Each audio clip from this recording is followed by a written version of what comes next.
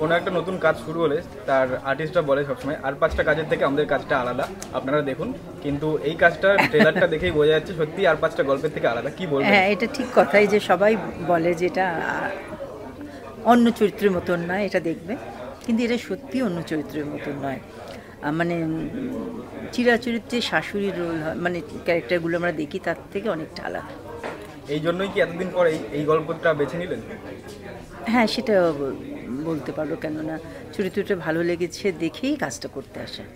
আর এখানে ছোট ছোট দুটো বাচ্চা আছে, ওদের কিভাবে সামলে কাজটা হচ্ছে? বাবা, ওরা যা দুষ্টু, কিন্তু আমার ভীষণ ভালো বন্ডিং ওদের সঙ্গে, সব থেকে বেশি সবার সঙ্গে ভীষণ ভালো বন্ডিং। আমার পুচকেদের সঙ্গে সময় কাটাতে প্রচণ্ড ভালো লাগে, আর বিশেষ করে যে নাতি হয় মানে দুরন্ত যাকে বলে, কিন্তু ওর সঙ্গে আমার প্রচণ্ড ভালো বন্ডিং। পুরো টিমটার সঙ্গে কেমন বন্ডিং হলো? অনেকদিন তো শুটিং হয়ে গেল। হ্যাঁ, অনেকদিন শুটিং হয়ে গেলে সত্যি শুটিং না থাকলে মন খারাপ লাগে, কেন আসলে এখানে আসলেই মনটা ভালো হয়ে যায়। একটা ইন্টারভিউতে দেখছিলাম যে আপনি আর আপনার দিদি মিলে একটা প্রোডাকশন হাউস খোলার কথা আমার বোন সরি হ্যাঁ বোন মিলে, হ্যাঁ সেটা- না, আমার প্রোডাকশন হাউস না, ওরই।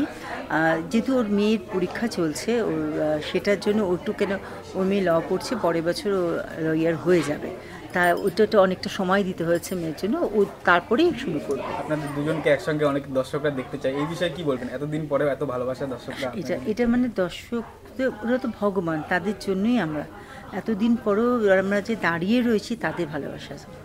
সান বাংলায় আসছে দ্বিতীয় বসন্ত, কি বলবেন দর্শকদের?